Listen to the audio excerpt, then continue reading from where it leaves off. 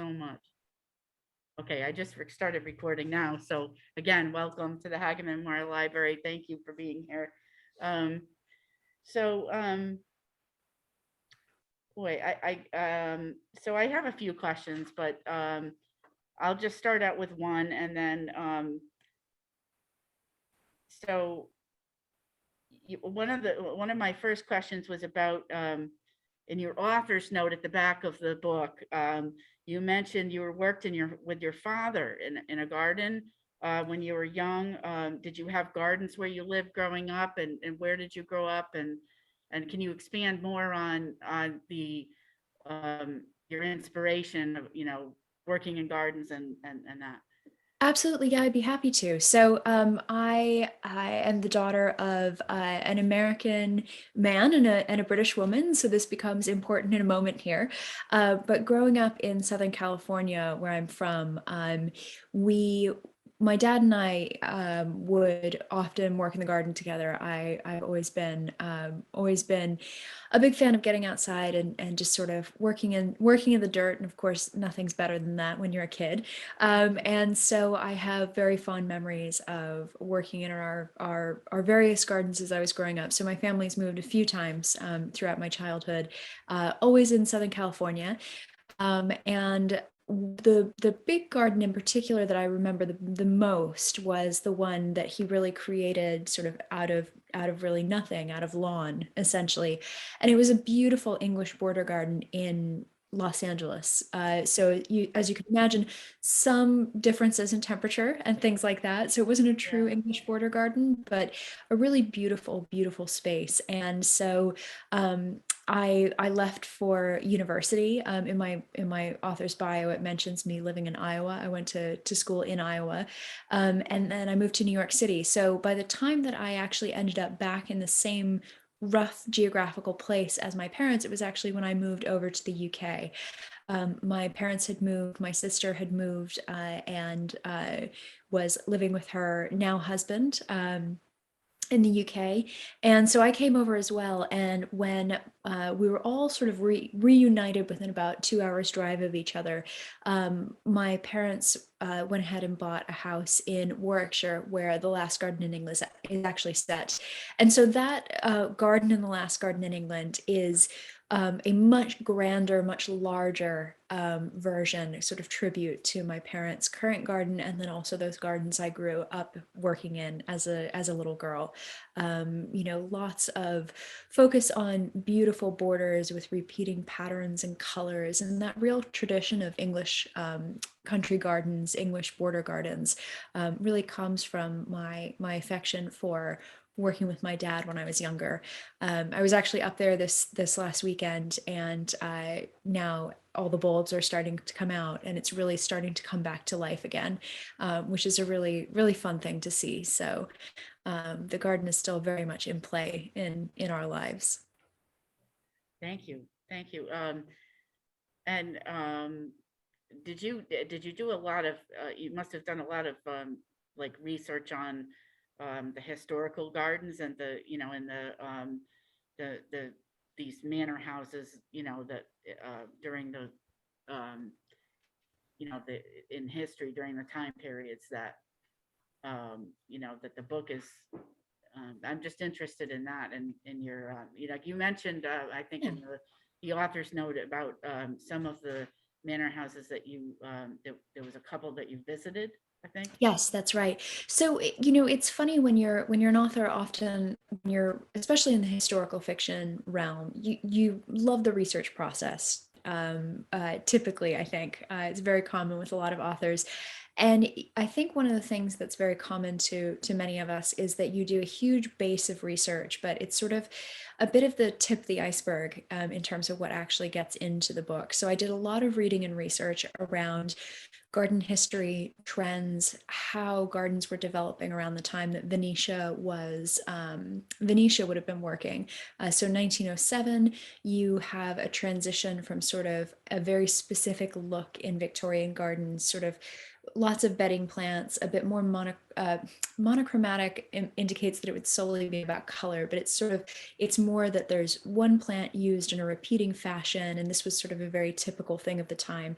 And then you have people like Gertrude Jekyll, who Venetia is partially modeled on, who really bring about this idea that almost in the same way that you have, impressionistic painting around this time, where you're looking at color and how sort of like color can create movement and can draw the eye throughout a painting. You have this in garden design as well, and these women and men who were working in this area really were artists and were sort of using planting as a way of expressing their artistic creativity. So I think it's a really interesting time and a transitional time in garden design.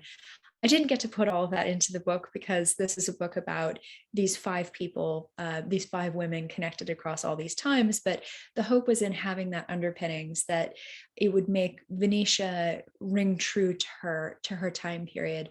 When it comes to the 1944 timeline with Beth, Stella, and Diana, it was less about the gardens and more about sort of what was going on at the house and the grounds at the time. So that's where you get into the details around what exactly requisitioning was of these big country homes, what a convalescent hospital might have been like, how it would have been run, who would have been running it.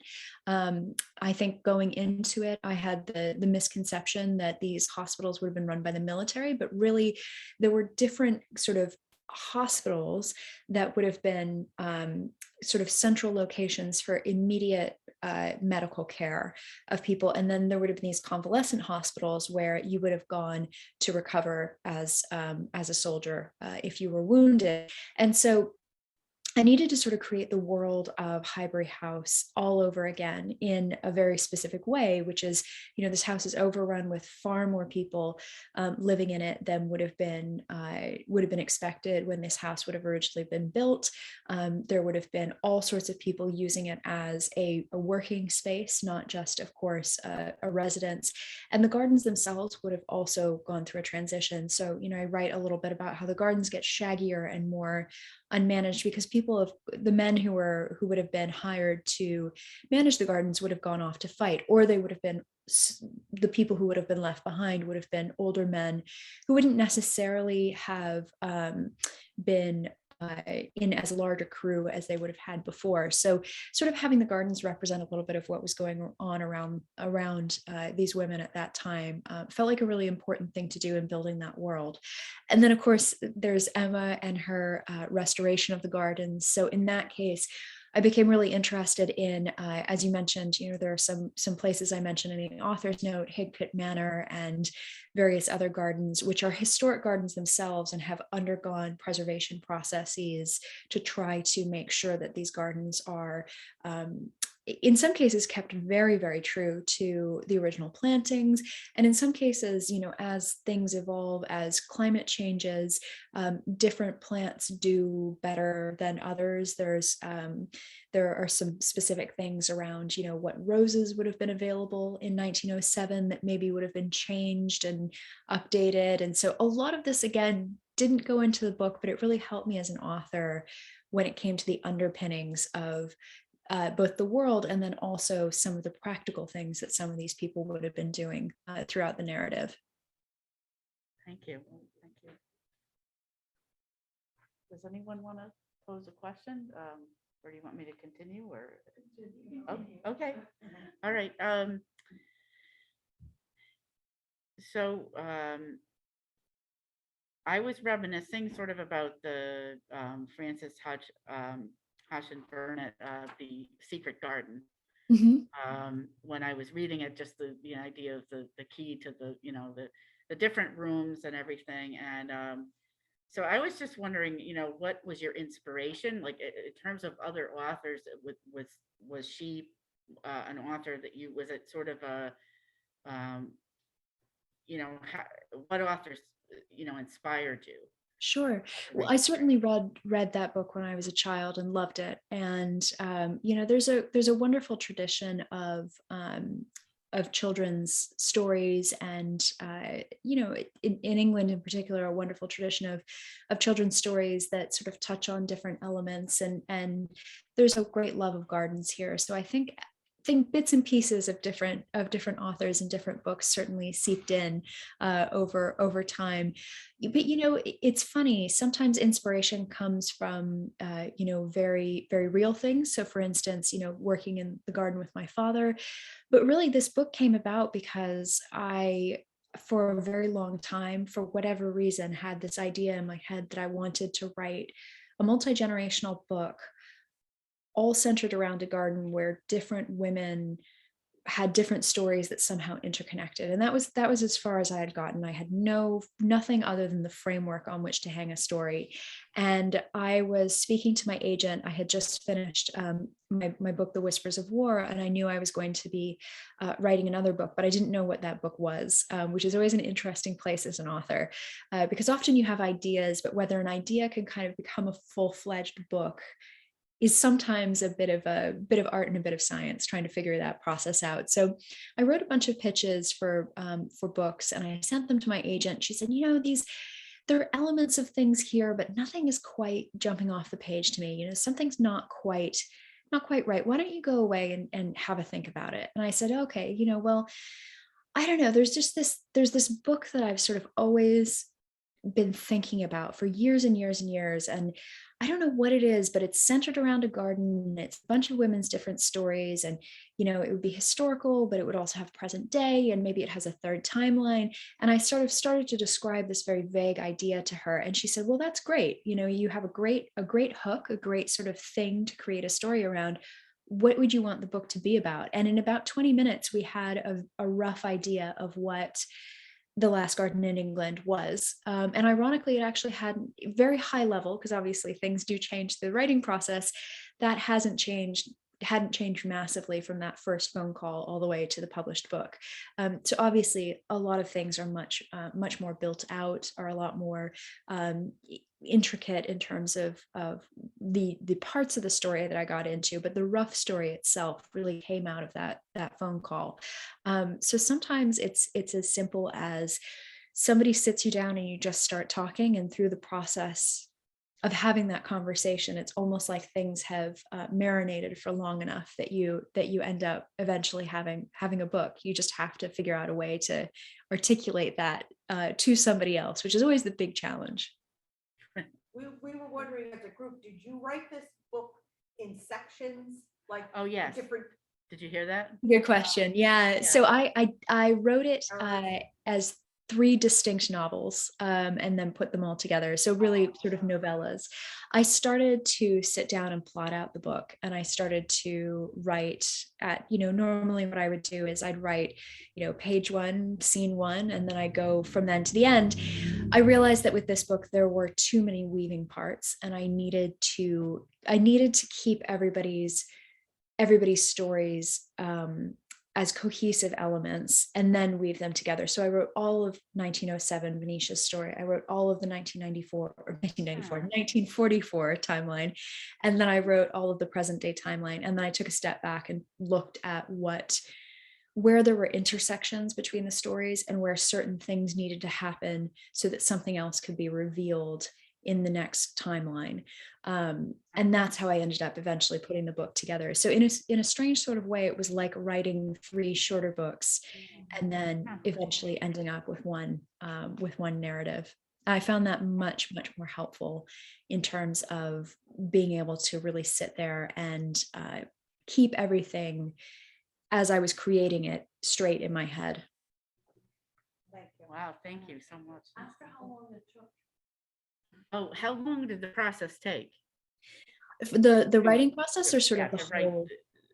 to write the whole book? Write the book, Yeah, to write the book. Ah. How long was that?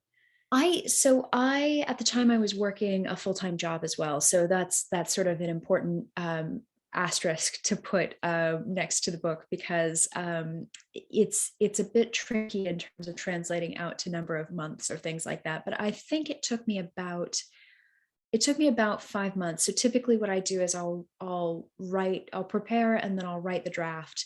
and then I'll go back and I'll self-edit once or twice before sending it off to my editor. So even though it's a first draft for her, it's sort of somewhere like a second or third draft for me. And that's just personal preference. I find that because I like to sit down and start writing the book and write in chronological order, I tend not to go back and edit as I go. So I'll take notes of, maybe as I've written, chapter 4, I've realized there's something that needs to change in chapter 2. So I'll make a note of that and then go back and fix it in a round of edits. And I find that to be really helpful, because then I can kind of look at how the story is flowing overall and get a sense of where things should fall. Where did the idea of a child being poisoned by a plant come from? That's a funny question. I'm not entirely sure. I've always been interested. This is going to make me sound very dastardly. I've always been interested in herbs, and I think that means that I've always had a knowledge that there are certain things that can hurt you. Growing up around plants and growing up in a family that's always sort of lived in gardens. I remember being told from a very, very early age, don't touch digitalis, don't touch foxglove, because that can be really, really dangerous.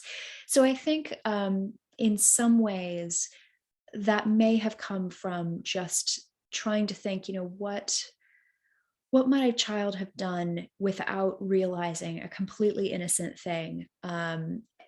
What might that look like? And I'll admit, I don't think I've actually ever talked about this. I originally had a bomb falling on the winter garden and killing him. And I wrote that and I thought, this doesn't feel right, and it doesn't work with the narrative that I've written. It just doesn't work somehow. And so I wanted to pull it away from everything in Diana's life has been shaped by this war in recent years. She's lost her husband. She's essentially lost control of her house. Her life in some ways is being managed by this group of volunteers and by her sister-in-law.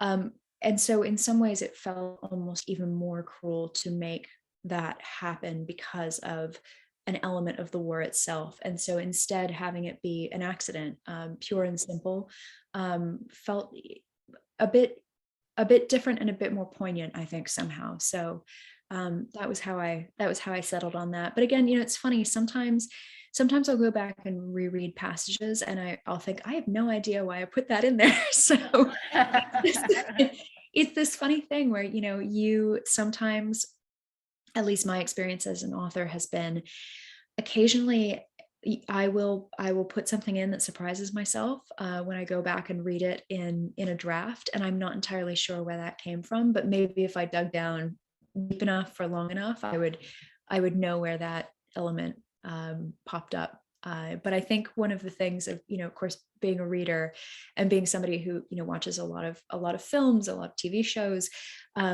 everything sort of feeds in, and all of that sort of helps again marinate the story, and eventually I think your brain pulls up the thing that you need for whatever it is that you're trying to do in a narrative, hopefully, at least. It was certainly a surprise. Yeah, it was a surprise. Yeah, That a it real definitely surprise. was. Yeah, But Yeah. not we unexpected. were talking about all the different characters, and even though there are 3 distinct stories, they're all interwoven with each other somehow or other. Yeah, I mean, I think I don't know if you could hear her. I heard something about characters interwoven. Yeah, the Yeah. characters all kind of, they're there's some interwoven. connection between them all. There's definitely a connection between the characters. Like they, I mean, yes, they're connected by the garden, but it's also sort of I think it's about women's relationships too, and women's struggles. Yeah, I think. Yeah, I always like writing about women's relationships. I've often written about women's friendships, and I think in some ways this book is about friendships, but it's also about relationships that are sort of uneasy sometimes. So for instance, I think the relationship between Diana and Stella is never completely easy because there is this separation of class between them. And Beth acts as sort of a bridge between those two women.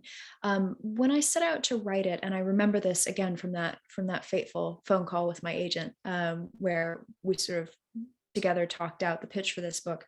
I remember saying, if I'm going to write this book, I'd like to write about motherhood and loss, but also finding community and a sense of place. So I think in some ways Beth is the strongest example. Beth and Emma perhaps are the strongest example of sort of finding your place in a community and a place in your physical life that satisfies the emotional side of your life as well. So I think in some ways, although Beth has a love story throughout the book, the love story ultimately is with this place that she falls in love with and she finally feels comfortable with.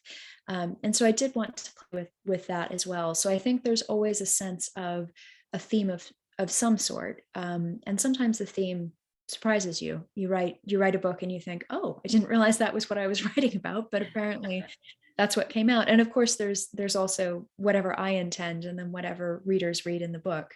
Yeah. I have no control when the book goes out into the world. So it's always interesting to see what comes back.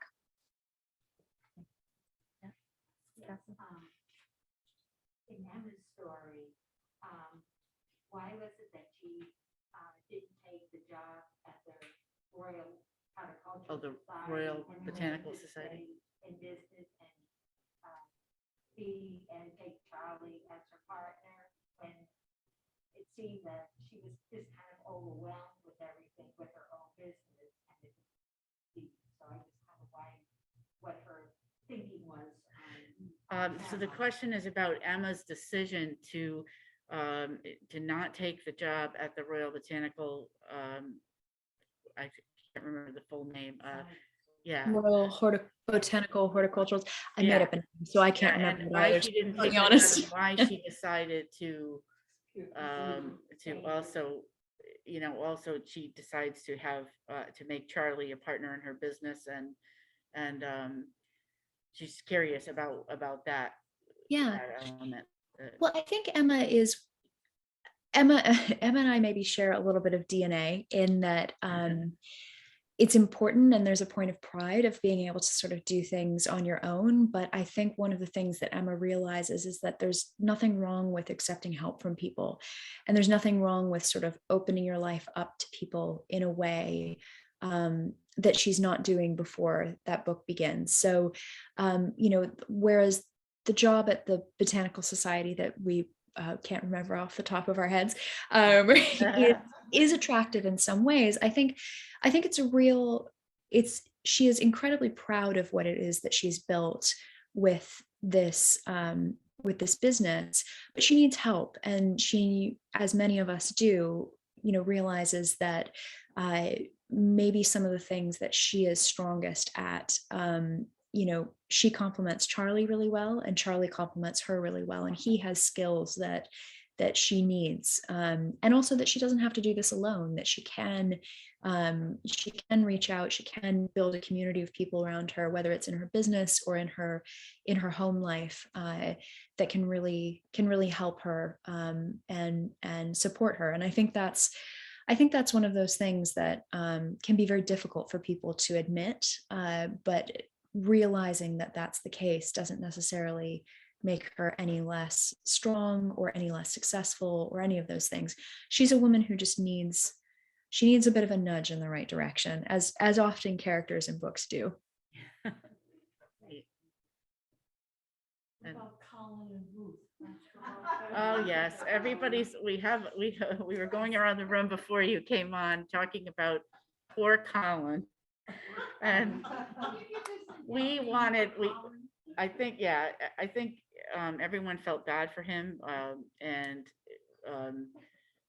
we were sort of hoping he would end up with maybe one of the girls, with Ruth, maybe Ruth, or well, I don't know about her specifically, but Only because she's the She one was a that little- took him by the hand. Yeah, she That's took an him by the idea for hand. another book you can do with father. Yeah, so we want another book about Colin and. Well, No. funny that you asked that, or that you mentioned that. You know, it's I am, as I think many authors are guilty of, occasionally writing little elements into their story that could potentially become something else. And that was one of those things where I thought, maybe. But no, I know, poor Colin, but you know, I'm sure he goes on to have a happier Yeah. story. It wasn't his story. The book is not his story. Let's put it that way. Yeah, but I think everybody felt bad for him in the end. You know? But it was sort of, I mean, Beth kind of found another, it was a different time in her life, and I think it, you know, the change was, you know, it made sense. I mean, that part of it made sense, but yeah, did feel bad for him. Anybody else have anything? Who was your favorite character in the story? Yes, what's your favorite character in the story? That's a good question. My favorite character is easily Diana. Yeah. I really enjoyed writing her. I really enjoyed writing a woman who was maybe some would call difficult and some would call prickly. But I really enjoyed writing her a lot, because she really is at this point in her life where her life could go in a lot of different directions. And she is a very proud woman, and she is a very loyal woman, and a very dedicated woman. Also, this is a completely unrelated but a happy coincidence that a little while after I published this book, so the book was finished and out in the world, I met my partner, who his mother is named Diana, and he gave her the book to read, and she I think the second time that I met her, she reported back that Diana was her favorite character, not just because of the name, but she really did like the use of the name. So I was very fortunate in that regard, but it was complete serendipity. Interesting. I thought it was very interesting the way that Diana was so helpful. I mean, the way she dealt with the grief too, the situation of grief. She was, I think the way you dealt with it in the book, it was so realistic for Thank people you. that have gone through grief. And other Yeah. other people were trying to bring her out of the grief and trying to tell her, like even the priest, where they were trying to say to her, you know, maybe you shouldn't be grieving, or I felt like when you gave her enough grief that it felt justified. It felt like, I don't know, to me, it felt like you understand what grief is all about. And you I did appreciate that. You know, I worked for a period of time in a company that did mental health services, and I was their content director.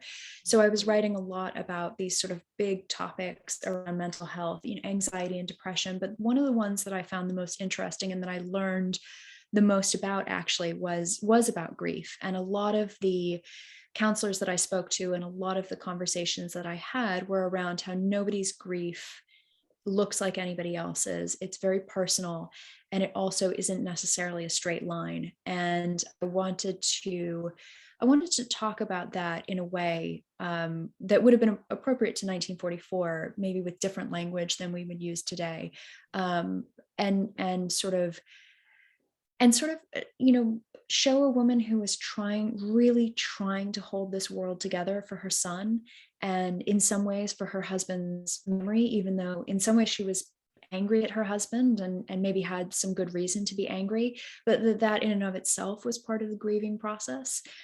So I really appreciate that. That's really, really wonderful to hear that rang true. It did. Yeah.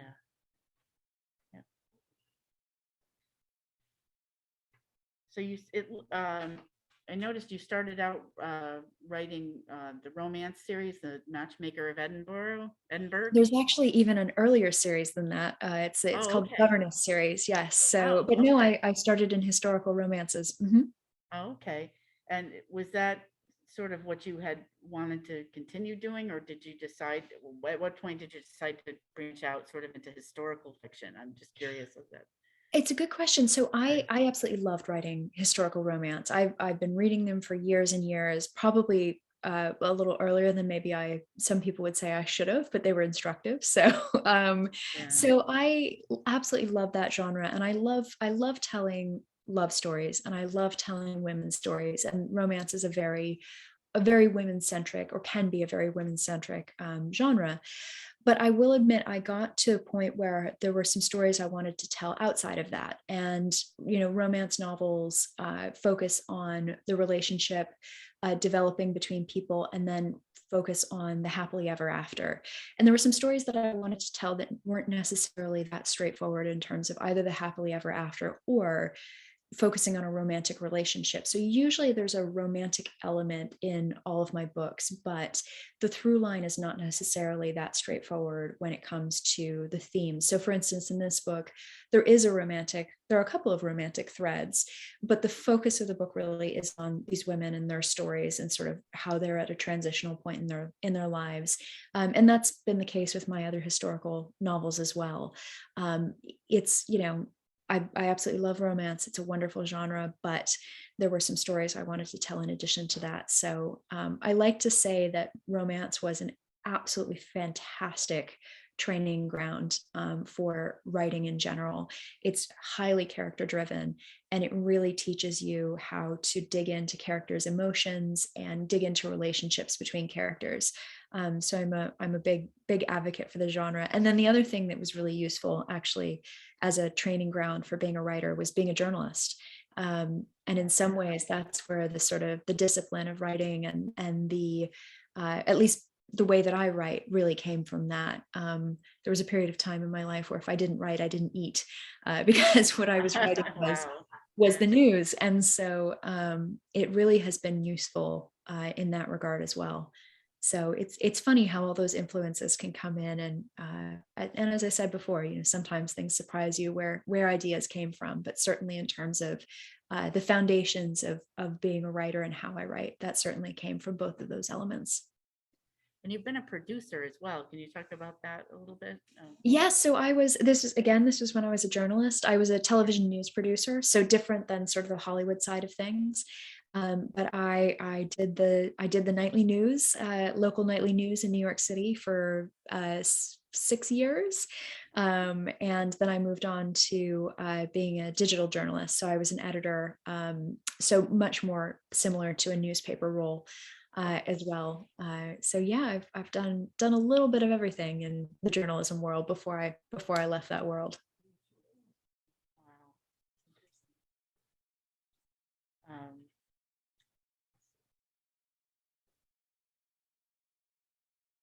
So, yeah, I mean, I sort of mentioned this before, but, I mean,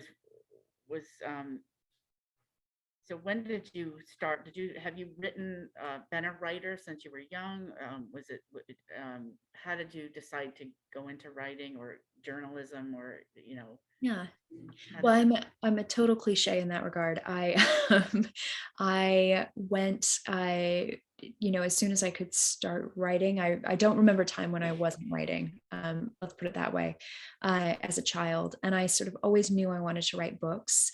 I went the journalism route through, high school and college journalism.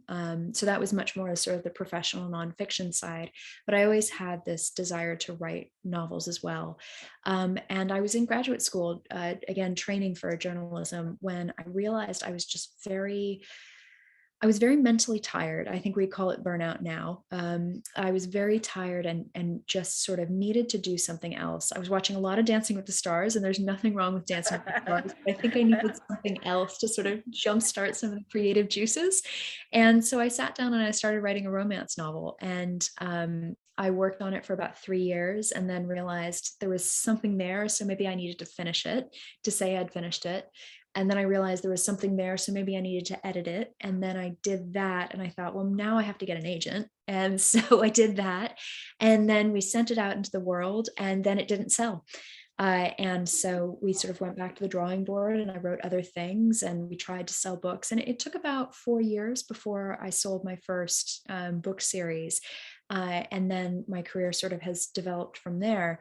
But it's one of those things that I like to tell people, that there was a long period between getting an agent or even deciding to write a book at all and then actually becoming published, because I think sometimes it's very easy to forget that there are a lot of steps along the way. And sometimes it can look like, oh, somebody just popped up and it's an overnight success. But as my mother says, sometimes an overnight success is 10 years in the making. And so that I think is always a good reminder.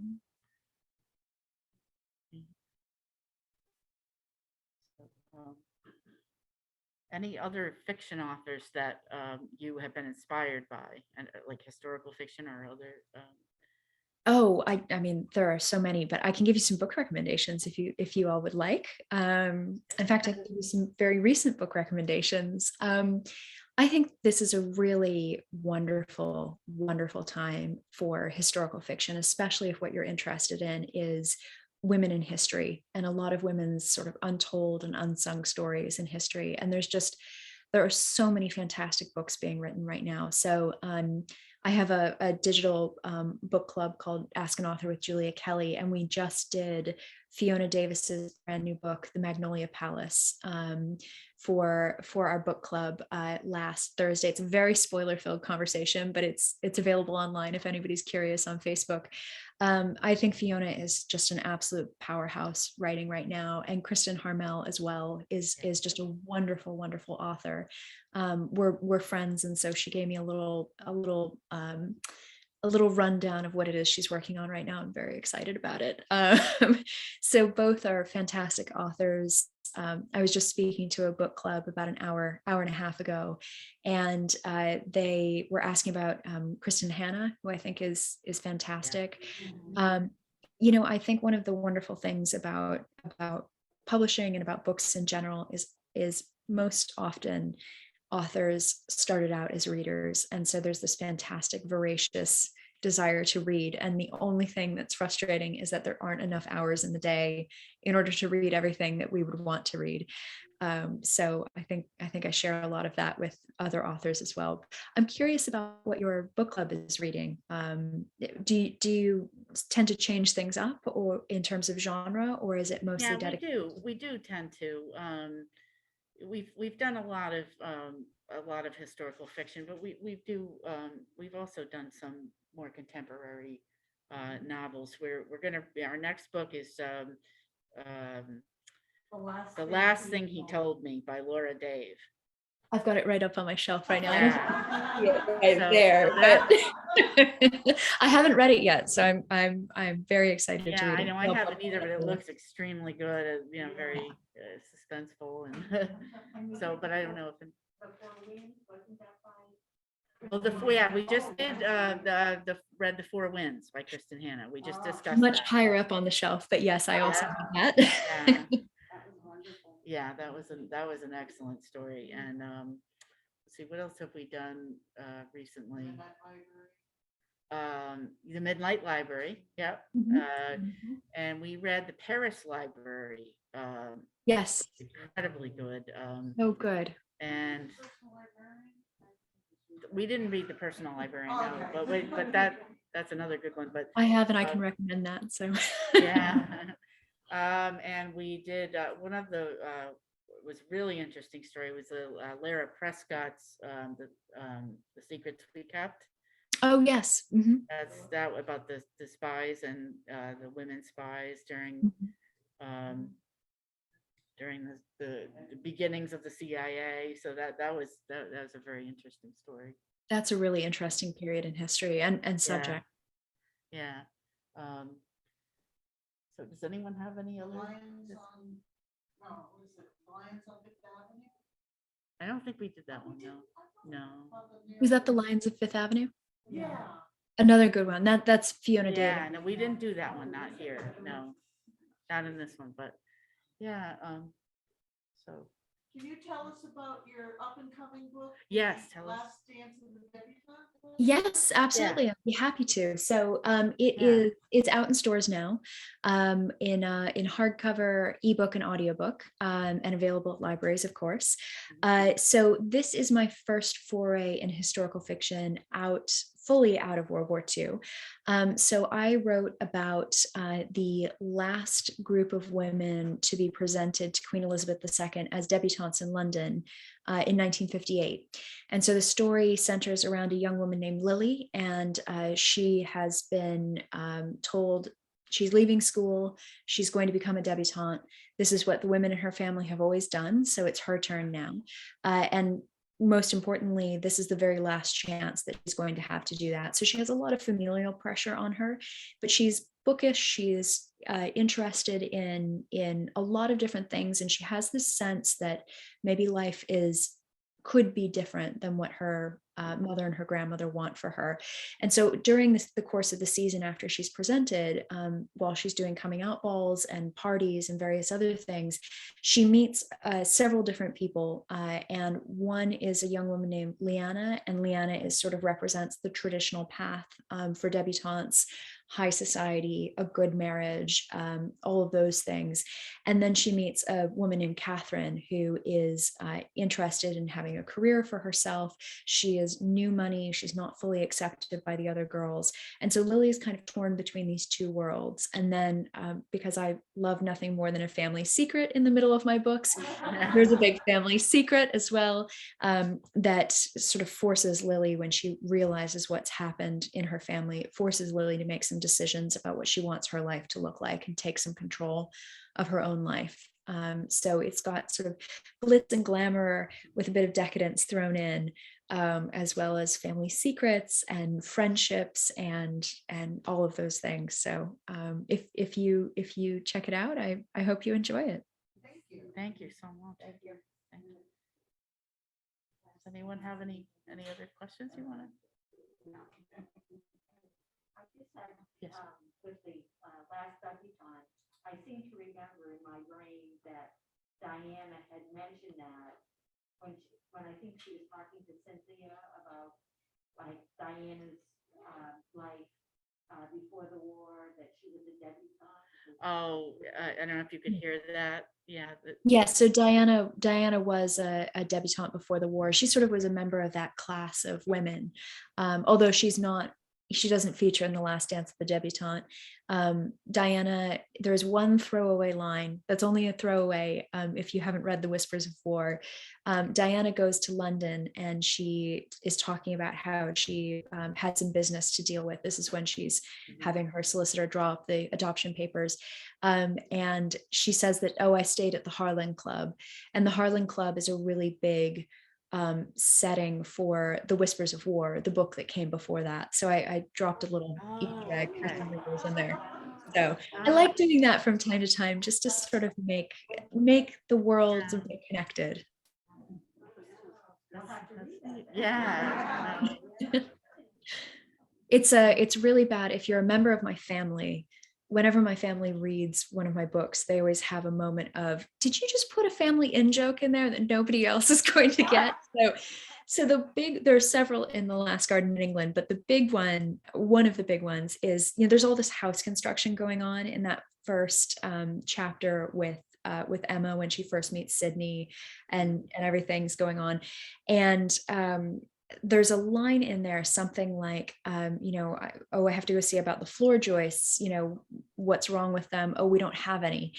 And the reason that I wrote that in is my parents bought a lovely house to retire to in the English countryside. And like many English country houses, they weren't entirely sure what they were going to get until they opened up the walls in some cases, and it's a process. So they thought they were embarking on a 3-month cosmetic remodel, and instead they ended up with ceilings that fell down and all sorts of stuff. So in this case, we found out that there were no joists underneath the floors in one part of the house, and apparently what they were told by their builder was you were one party away from everybody being in the cellar because the whole floor would have collapsed. So So I wrote that in, and my father read the book and he said, "Wait a minute." I think it was Cindy that said, this house is a white whale. and We Yeah. call it a white elephant. Yes, Yeah. they're beautiful though. Yeah. Yeah.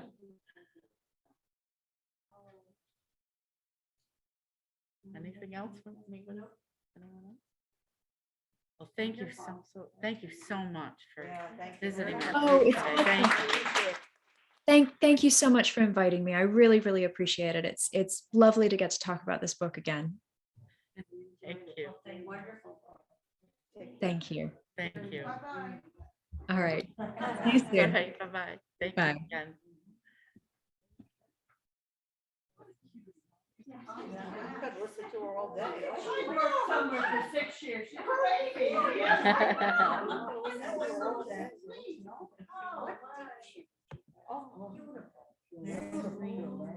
Very personable, very charming. Yeah, beautiful.